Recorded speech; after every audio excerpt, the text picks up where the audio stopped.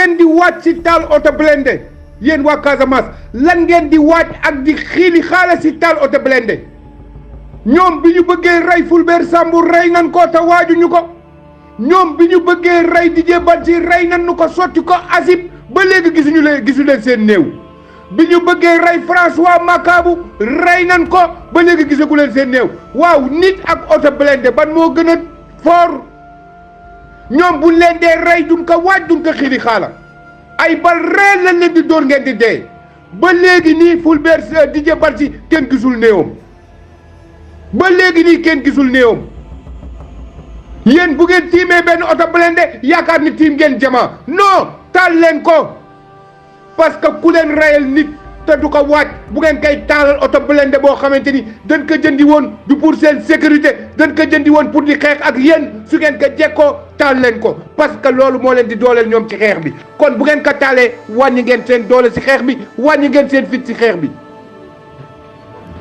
lan moo tax bu leen jekkoo rey leen te yéen bu ngeen jekkoo policier di ko dimbali yéen a sacrifier seen bopp yéen a ngi sacrifier seen bopp xel mooy xeex amul sentiment nit bu la yërëmul bul ko yërëm jóg leen terminer combat bi yéen a ngi bëgg bëri ay perte ci combat bi.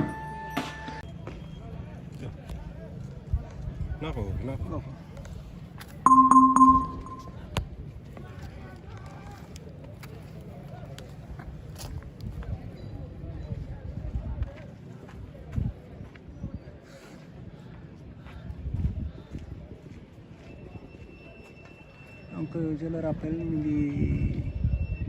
à Ziguinchor quartier Néma Kajoor quartier bi nga xam ne ni fii la Ousmane Sonko dëkk donc këram sorewul fii dara parce que bopp kon bala ngeen di seen boo fee manifestant yi taxaw da ngay jàdd gauche rek dox 30 mètres egg kër Ousmane Sonko donc mu ngi noonu depuis plus d'une heure près de 2 heures de temps nag affrontement yi éclaté waat entre les manifestants et les forces de l'ordre yi nga xam ne ni ngi jéem a disperser la foule donc détonation yi doy na waar nag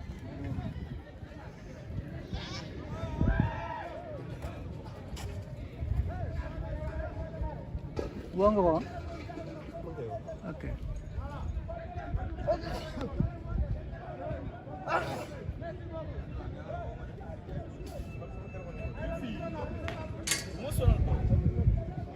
yeah.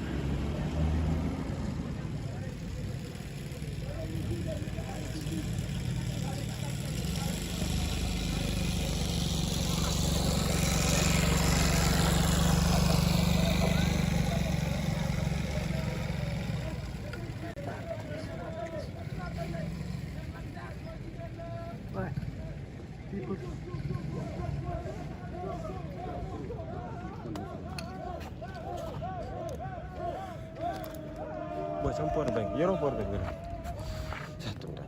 ah